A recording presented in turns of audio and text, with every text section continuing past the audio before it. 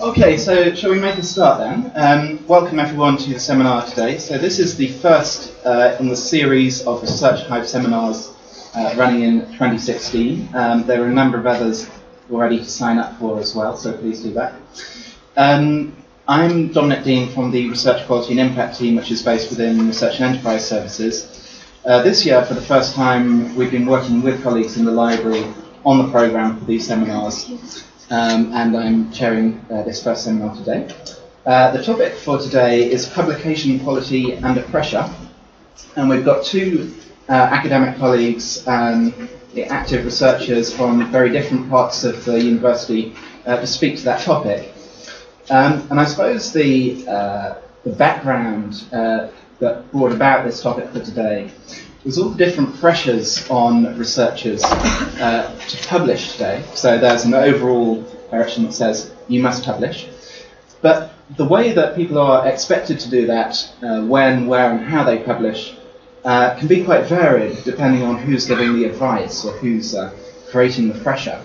There are different drivers, different pressures out there from different stakeholders in the publication process, including the university itself, including the government, which has a stake through processes like REF, including the publishers, the journals, and of course the academic disciplines.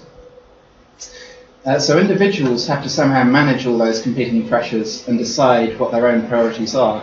And I think it's probably true to say that that can be an issue both for early career researchers who are coming into this hugely conflicted landscape for the first time, but also more established researchers who may have to periodically reevaluate their priorities and cope with changes. So I think speakers today are going to give their own views on that and maybe make some suggestions for their colleagues. First of all, we're going to hear from Professor Louise Morley. Louise is Professor of Education and Director of the Centre for Higher Education and Equity Research, which is CHEA. And Louise's own work focuses on international higher education policy, gender, leadership and equity. She sits on the editorial boards of a number of leading journals, and as a department research lead within the Department of Education, plays a leading role in mentoring her colleagues on their own publication priorities. And she served on this university's steering group for our submission to the last REF. So Louise, okay, thank you very much, Dom, and hello everybody. And I'm very conscious when we have these sessions, there's a temptation to present the information as if it's just a technology, that it's all a logic, linearity to it. If you do A, B will follow. But we know that's not the case with research and publication. There's a lot of haphazard opportunities and serendipities and all kinds of different factors that interplay in terms of getting published. So what we're both trying to do today is just to share some ideas to help us maximise our potential to get published. So let's start off with some main messages. You'll see a lot of P's here. It's really important to prioritise and strategise around publications. Try to think about where you want to publish is a key issue. Now, what not to do is to write something and then think later where you're going to put it and just send your paper to journals you know nothing about. It's very, very important to know the journal. Know what they publish, know the kind of constructs that they use, the concepts, the theories, who's on the editorial board, who's the editor, have they got any special issues coming, etc. Don was saying that I'm on several boards, and there is nothing more irritating than being sent to something to review which has nothing to do with the journal or has a very tenuous connection. So know your publications. Well, we have our Director of Research here, Ian Carter, who can tell us how important it is to plan. We never know when the submission date is at this early stage for the next REF, for the census date. But certainly some of the journals whose editorial boards I'm on, they have a 2-year waiting list to get published. They have so many articles, and some of them receive a paper every day to be reviewed. That's a huge amount that they have to try and process and get rid of. So it's really important that you plan long term. Try not to think last minute when it comes to publishing. And certainly, when we were on the ref group, we made that very clear to colleagues. You won't get stuff published overnight, not anymore. Those days are gone. It's very, very rare for journals to be hunting around seeking to fill space. It's usually completely the reverse. It's also important to try and think what your needs are for writing. Do you need support? Do you need mentoring? Do you need a writing buddy? Do you just need some time, some space? Do you need somebody to read your drafts? Think what you need and try and make sure that all of that is in place. Now, we have this ongoing debate in my department about how to protect research time. I heard a wonderful phrase recently called cognitive triage, which means we tend to divide our tasks and always respond to the most urgent. And we let our research kind of slip off the end of our list. Even though we have research time, and many of you will be working full time, there'll always be something a little bit more urgent that you have to do. So it's very important to get some strategies in place which make us quite ruthless about protecting our time and space. And also it's important to know your process when you're writing. Are you somebody who writes better in bouts? Do you need long spaces? Are you somebody who writes incrementally? There's been a big debate recently about the best way to write, and the advice is don't binge write. don't wear yourself out, drain yourself so that you can't come back to it. Try to kind of balance your writing so that you actually want to reconnect with it the next time. It's not something that you're trying to avoid. Also, those of you who are employed will know there's a terrific pressure, not just to publish, but to generate income. And it's getting that balance. It's very easy. You can spend your entire time writing bids. And in my case, what I do is I turn the bids into publications. So you do so much work for the bids, so much literature reviewing, you could get a journal article out of them. And what's so ironic, once we had a bid that was rejected by the ESRC, we turned it into a journal article and it won a prize. So it is, as I say, haphazard. Now this is something Dom and I were just talking about, promoting yourselves. Now it can feel very uncomfortable and very vulgar. But it is important you get your work out there, that people know what you're writing about. I very rarely now, because I'm quite late stage career, I very rarely have to cold call with any of my publications. I tend to get invited to write, to contribute. So it's important people know what your niche area is. What is your distinctive selling point, to use that entrepreneurial phrase. Get out there, present conference papers, join learned societies, get people to know what you're doing, and you'll find very soon people will start inviting you to contribute. And then you'll have the next problem about what do you reject, what do you accept, what is opportunity, what is exploitation, what's going to help you, what's going to help the others, etc. But do make sure you promote yourself and your work. And I know blogging is huge now in academia, and some people are getting a very high profile simply from keeping a kind of thread going about their particular research. The last one is about perseverance. Now, publishing, researching, writing, etc.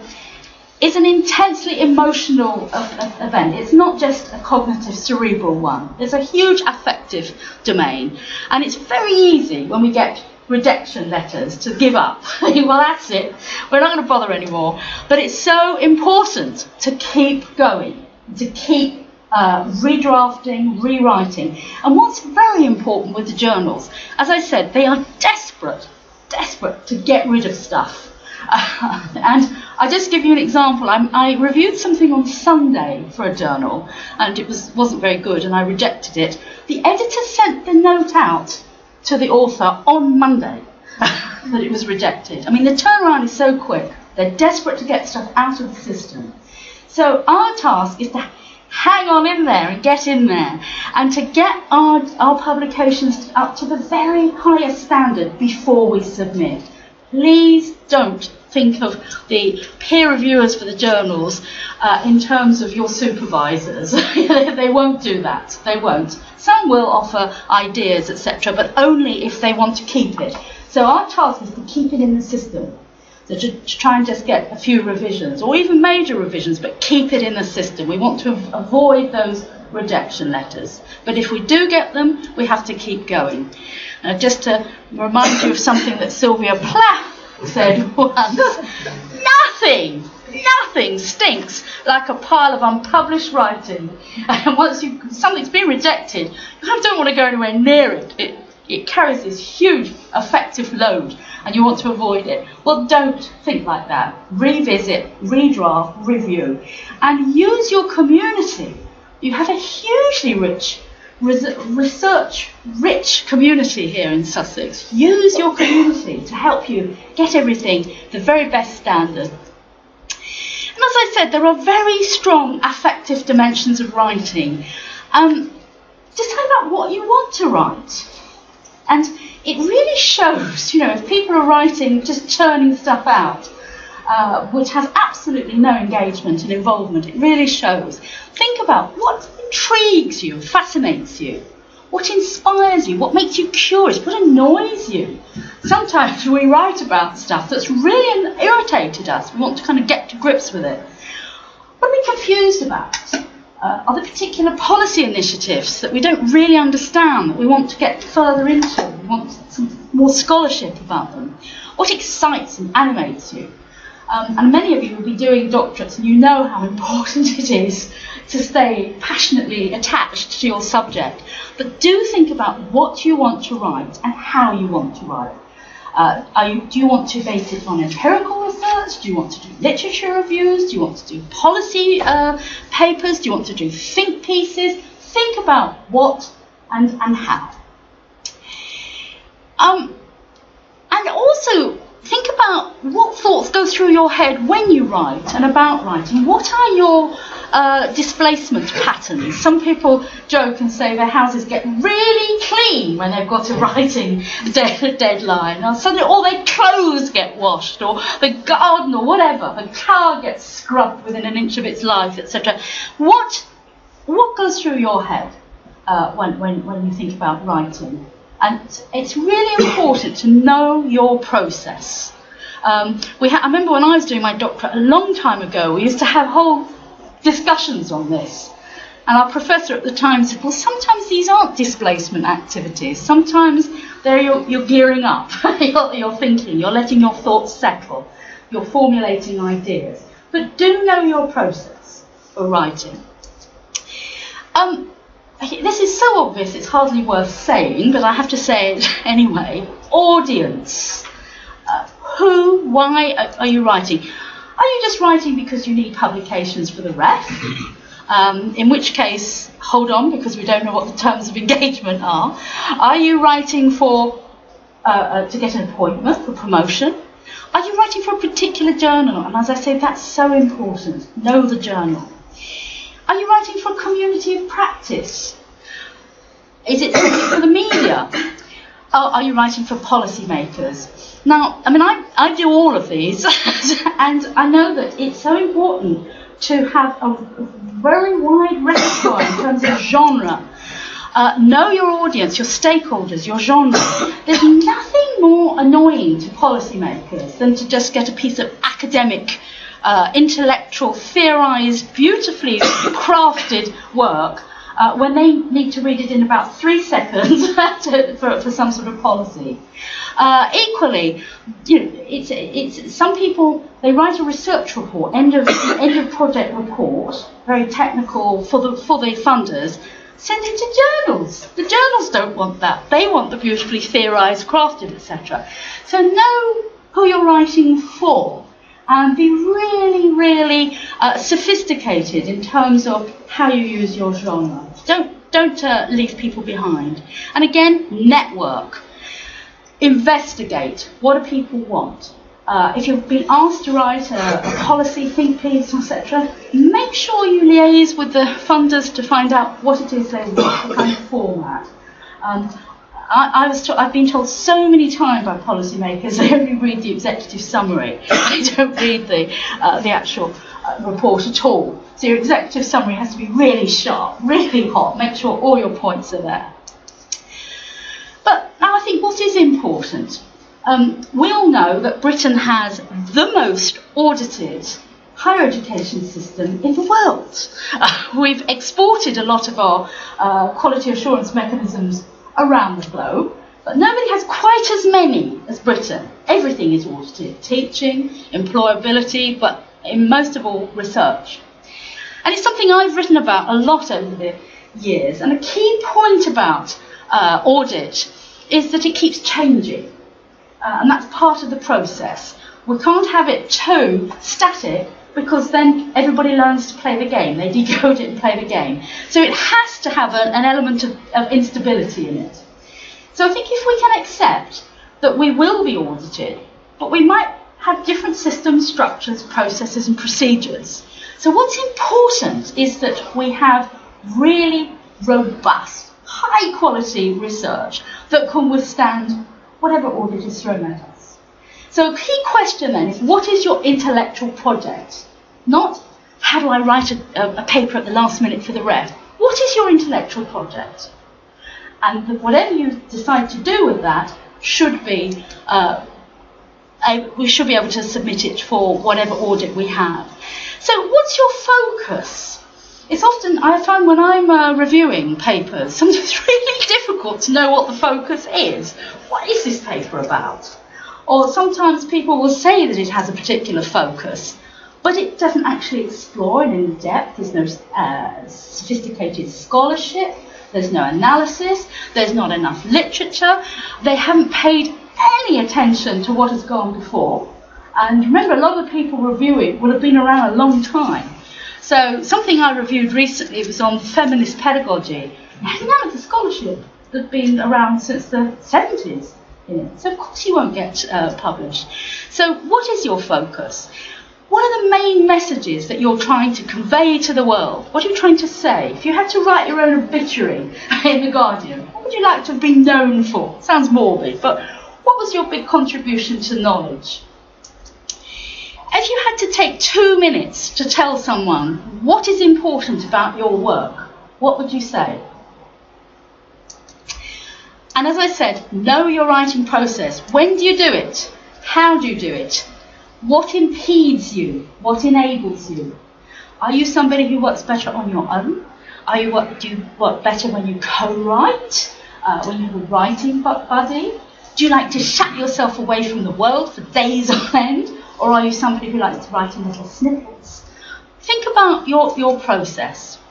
And clear quality time and space. There's that old phrase that good writing flourishes when there's space around it. And we live in a world that's increasingly speeded up. And we also have this kind of wiki knowledge approach. We search all the time, take fragments out. We very rarely have time to kind of read whole books, to breathe, to reflect, to think. So we get into this kind of almost like hyperventilating intellectually, which isn't always the best recipe for creativity. Share your drafts. It's embarrassing, it's very uncomfortable, you have to let quite a lot of yourself be made visible, but share them and get feedback. And as I say, writing buddies sometimes really work. You can cheer each other on. If you think of all the money that people spend on coaches, personal coaches for their bodies, do you have that kind of investment for your writing? Do you have somebody who will cheer you on, ask you how you're getting on, read your drafts, etc.? Okay, and try as much as possible to be systematic, and as I said, to plan. I know things keep changing, but plan. What do you want to write on at the moment? What are you going to do with what you write on? Where are you going to put it? When are you going to submit it? Are you going to do any investigation work beforehand to make sure you get it to the right place? So be really systematic and be strategic. But what's also important is closure. Because sometimes when we write, we can't let go of the stuff. We're so worried about it. We think, oh God, this isn't good enough. I'll just spend another 6 months on it, and then I'll think about sending it off. Well, you can't. You can't. But do try and be creative. What do people like? What do journals like? They like stuff that's theoretically provocative. They like contemporary concerns, something that captures the zeitgeist. They like something that's policy relevant. Try not to send something to a journal on a topic, for example, if they've just had a special issue on it the month before, because they'll have done that. So try to find something that's relevant. And keep going. And as I say, we are never going to be happy with what we write. And Marie-Louise von France, the Jungian psychotherapist, once said, we all have an elephant inside us, but we give birth to a mouse. Okay, I'll stop there. Thank you.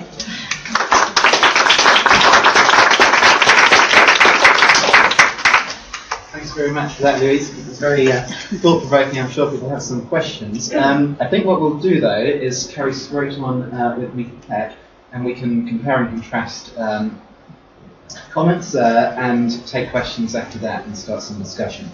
So, to introduce Mika, Mika Peck's a lecturer in biology based within the Evolution, Behaviour and Environment group within the School of Life Sciences. Mika's published widely in conservation biology journals and other places. His current research includes investigating the impacts of hunting and logging on primates. Primates in the neotropics. Also the role of audio as a remote sensing tool to assess biodiversity of tropical forests, and generation of sustainable livelihoods that are compatible with biodiversity conservation in Papua New Guinea and Peck. See if that works. Oh, it does. Oh, fantastic technology. Well, thanks, Louise. I think that was really useful. Every time I have to start writing, which I'm supposed to do all the time, I need to have a little talk like that to prep me again. I think we're all struggling with this. And you talk about publication under pressure. I mean, the pressures are quite huge. I suppose I'd explain where I am in that sort of, if you want to call it a career, in academia. I've been through a sort of 7 years of postdoctoral work. It's very tough to get that first appointment, a job. And that's often one of the pressures you have. What will an institution want from a researcher to get a full-time job to continue? So I'll kind of probably discuss a little bit about that as well. I've only picked on a couple of the topics that Louise has sort of covered much more broadly. But it's very personal musing really on it, so apologies for any of the... So first of all, the idea of thinking about what you actually do. I should give you an idea of what I do in particular, because that defines where I should publish, how I should publish, and what I think I should do. And it's not always compatible with what other institutions are requiring, for example. So it's like this. I've got some outputs, which are... It's got a pointy thing. Not very good. I've got the outputs are effectively scientific research. So on that side, so I'm interested in a critically endangered primate in this particular case, which I'm going to use as a potential case study for an impact. And I've carried out a whole lot of research, satellite imagery, field work, so forth, identifying where this primate is, working with local communities on this parabiologist concept, where we work with communities within these forest systems. And with that process, we've managed to map out where this last primate is, for example. And that's the sort of scientific process. So if I can publish that, I can go off and carry on and do something else and publish something else. The problem is, as a conservation biologist, one of your remits is actually to make a difference. You end up getting so engaged with it, you have to. And previous to the impacts inclusion in things like the REF, where academics are assessed really, and institutions assessed by that process. Previous to that, I was told not to do any of this engagement stuff. I was told just to publish, and that's it. You shouldn't be doing that. It's very hard to give that up. As a conservation biologist, it becomes extremely sort of heartfelt. So we identified, for example, a very important site in northwest Ecuador, and I'm going to summarise my 2 minutes with a little cartoon. It's much better than me going on about it, isn't it? So bear with me on this one. So this is, let's get up there, where it led to further on. So that's the 2 minute, so it saves me trying to explain. Within that,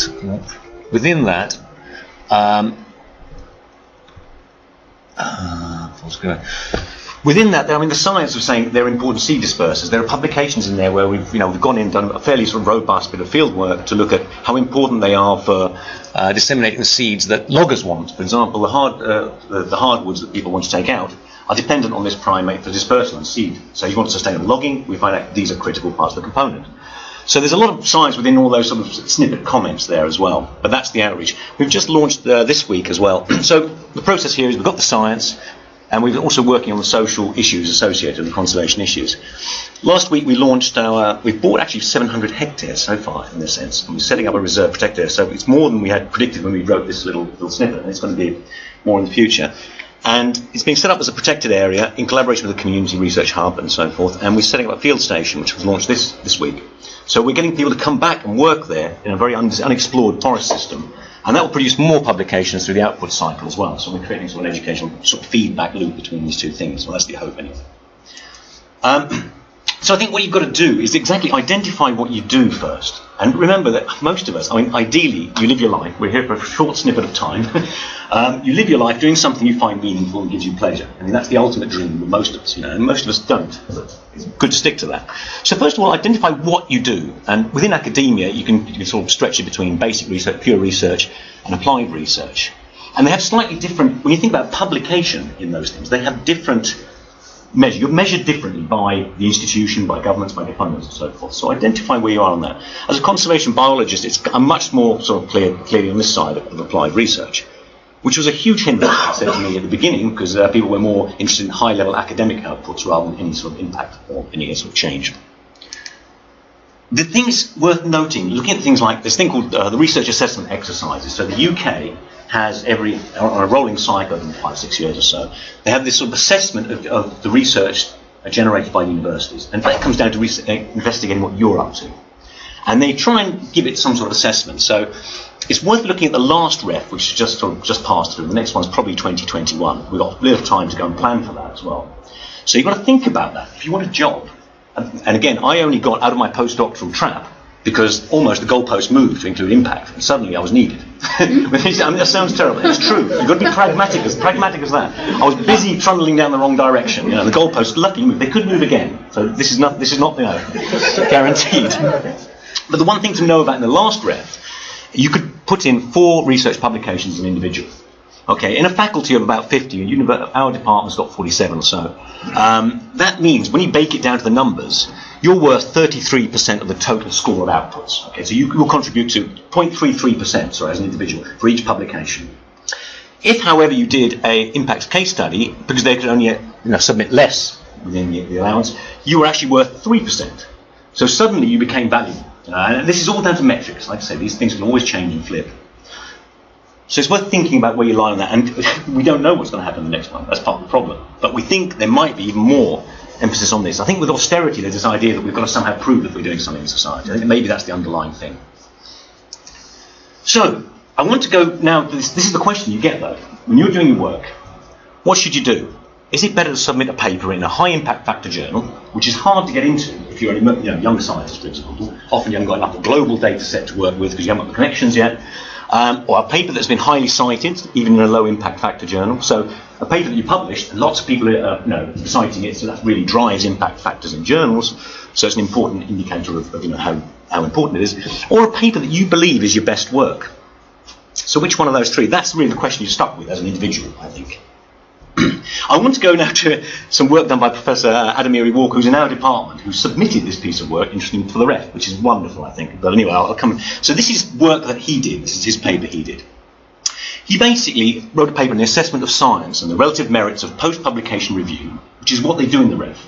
Post-publication review, you get 2 scientists or 2 academics to look at your work, and they rate it based on how good they think it is. Okay, so that was used in the ref system.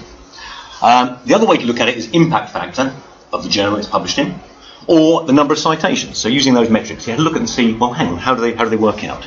And he looked at these 2 data sets here, the Wellcome Trust, which is research funded by some form by Wellcome Trust, often medically focused, and the Faculty of 1,000 database, which is supposed to be the top 1,000 academics database. What he found is kind of interesting. And it does make you think fundamentally about the whole process. I think you have to be sort of aware of this at least.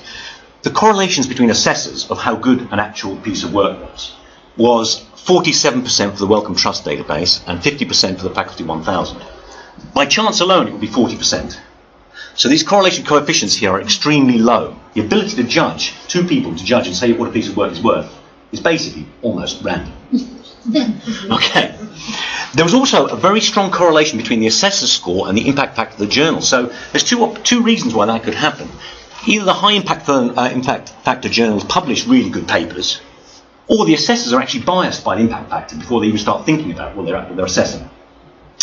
So even when they included a number of citations to decide merit, to take that out of it, take this impact factor sort of thing out, they found a positive partial sort of correlation between assessor and impact factor, which is kind of summarised in this little bar chart here. This is the Wellcome Trust database, I think, and they had to say they're exceptional, must read, or recommended. So all of these papers in that bar chart had roughly the same number of citations, between around 100 and 200 citations. So they're all considered good if you look at few citations. But if the impact factor of the journal was greater than 20, there were much more exceptionals and must-reads. So that's, it really pulled out was actually they're influenced by impact factor. So overall, it seems that subjective assessments of science are poor. They don't correlate strongly with each other, and they appear to be strongly influenced by the journal in which the paper was published. Right. So basically, it says, papers in high-ranking journals being afforded a higher score than their intrinsic merit warrants. Okay, so let's think about that. So the conclusions were that none of the measures of scientific merit that they investigated were reliable. In particular, subjective peer review is error-prone, biased, and expensive. I have to question whether it's worth doing these exercises. The last one cost £12 million to the university, to the government, and £47 million to universities. I've only got pounds this one, millions to universities to actually set up and get ready for it. So it's quite a provocative paper, and it's wonderfully included in the ref as a submission. Lovely.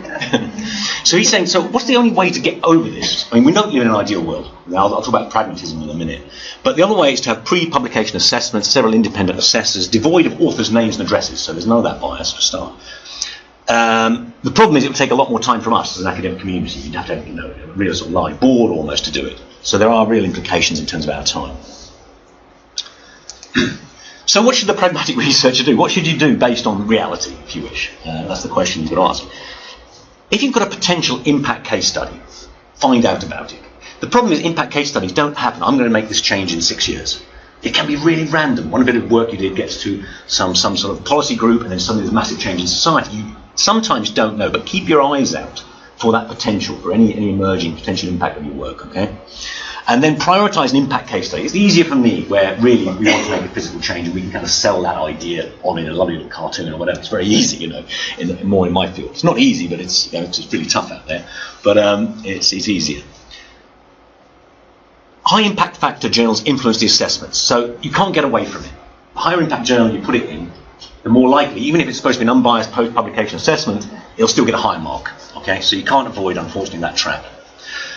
I'm going to leave it to the last section, because I do think we need to change this paradigm. I think it's really difficult. I think established researchers have a much easier time than emerging researchers, and the pressures are becoming higher and higher and higher to get into academia as well.